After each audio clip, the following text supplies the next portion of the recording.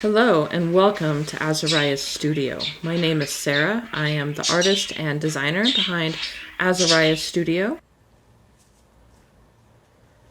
What I'm going to show you today is the duplicate stitch. So I've been working on these Christmas stockings for a family. And my mom does the knitted part. It's just a giant knitted sock, really. And then I'm doing what would normally be done as color work. Because the color work just was not looking that good, I decided to duplicate stitch it. This is the third one I have duplicate stitched. I have learned a lot, and so I thought I would come and share it with you. So these are trees, and then Santa's going to go up top in this green area, and then the name goes here. So I have the trees here. The biggest lesson I have learned is you want to work the duplicate stitching in the direction that the piece was knit. I first started the first tree on the first stocking. I started down here at the trunk, and then when I went to do the next row of stitches, so I had this row done, it was harder to do this row and get the tapestry needle, because that's what you're going to use, underneath both the stitch, which is what you're trying to do, as well as now the duplicate stitch that I've done. And it just didn't look as good. So I work this direction now because this is the direction it was knit.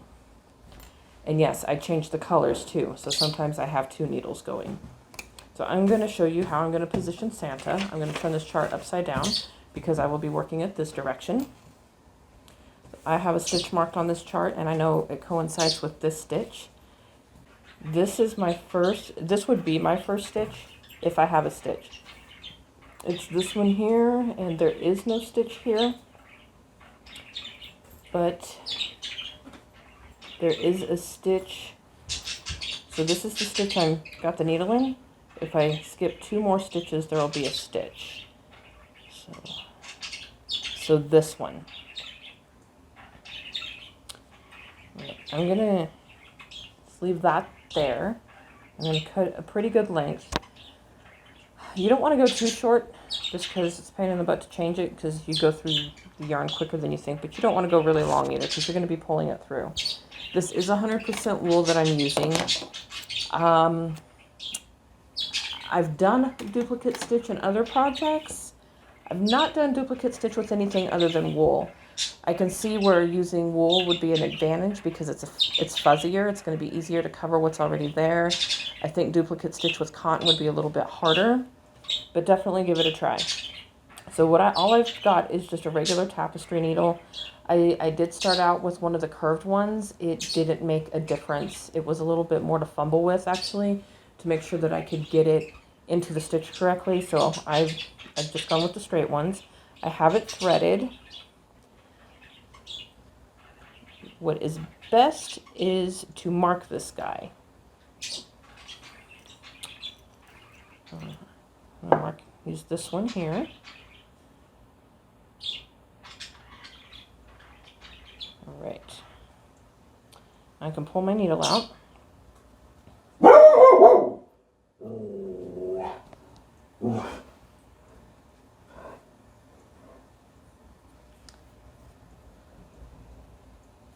Now I'm going to go from the back. So let me turn this wrong side out and show you what the back of the trees looks like. So here's the back of the trees. Yeah, there's ends everywhere. And all I'm going to do is tie them together. And then I leave them hang. But I'm lining these stockings, and so it will never be seen.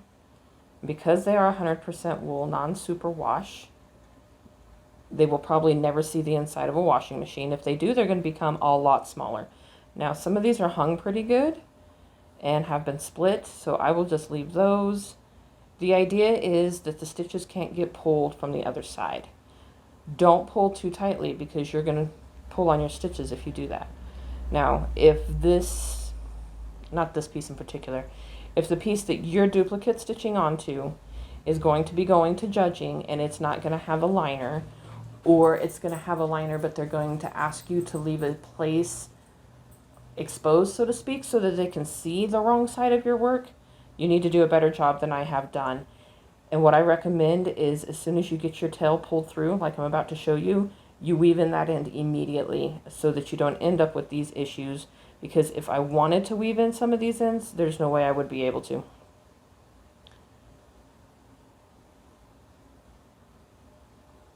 If they're long, you can cut them shorter.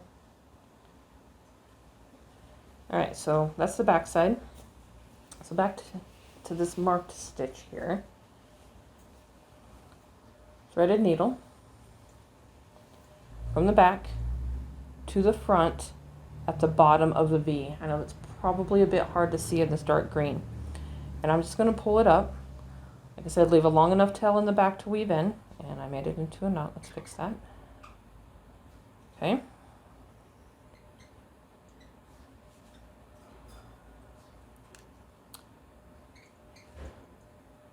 Can take this guy out of the way now. Now we're duplicate stitching, so the idea is to just recreate the stitch that's already here. And it doesn't matter if you go this direction or if you go this direction. I prefer to work this direction. Pull through this way.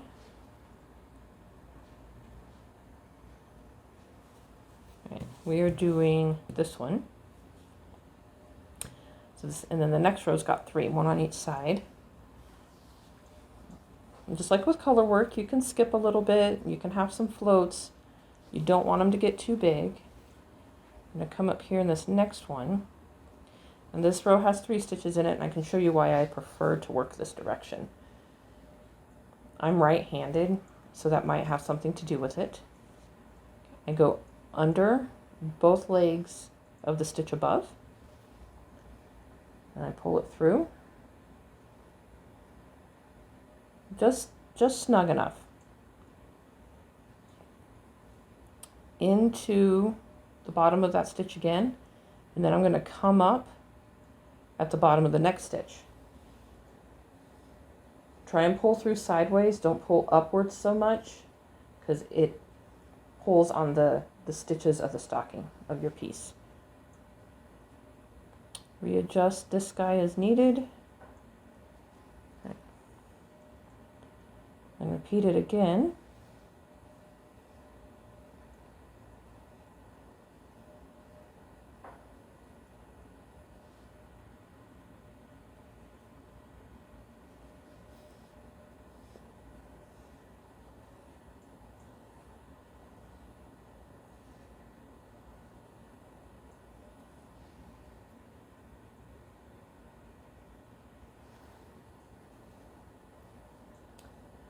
Right, I have a decision to make. My next row here, it's probably close. It's closer to go here than all the way down here. Well, no, it's literally 6 of one and half a dozen of another. I'm going to go ahead and come over here so I can show you what it looks like to stitch from the other direction. So that's 3 stitches. On the next row,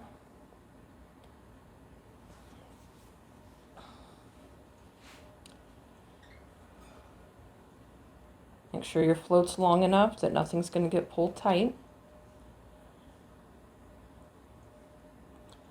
Same way, under both of those legs. Pulling to the side.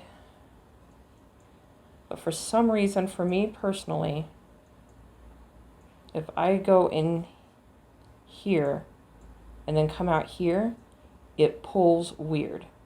So when I am going from the left to the right, I have to do it one leg at a time.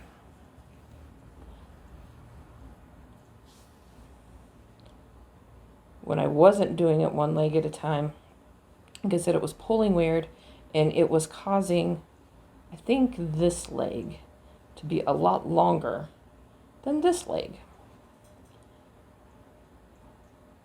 So going this direction takes me a little bit longer. But I can go really quickly going from right to left.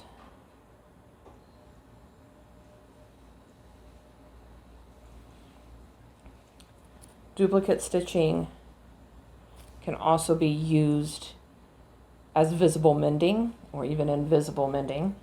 If you have a piece, like especially a pair of socks, and the heels are just beginning to go, but there's enough skeletal remains left that you can duplicate stitch what's there and make a new section.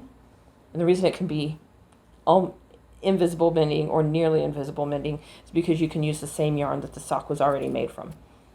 Or you can purposely use a completely different yarn and then it's visible mending. Ultimately, this does make a whole other knitted piece.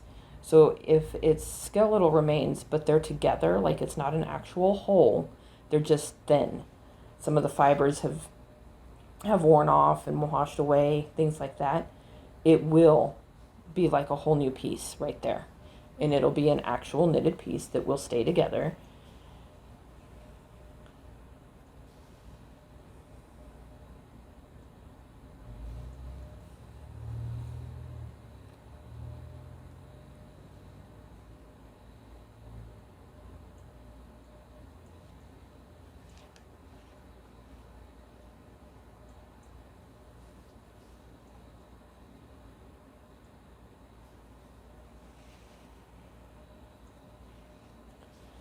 So you can use duplicate stitching for mending.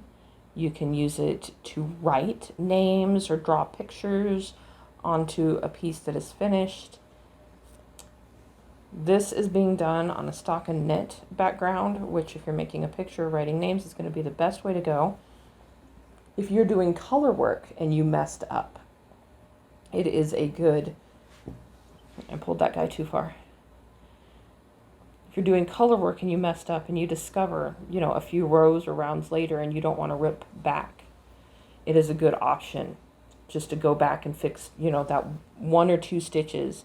Wouldn't do a whole lot of stitches because it does make a difference in the heft of the piece. That one's just not laying right.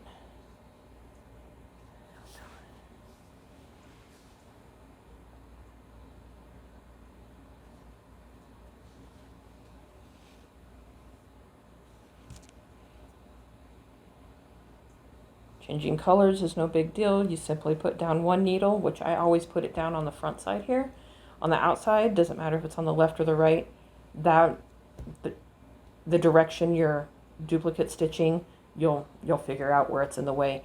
I do it on the outside though, so that I can see it on the right side of the piece, because if it's in the back, I might catch it or split it and then lose some of the yarn that I have to work with. And I don't want to do that.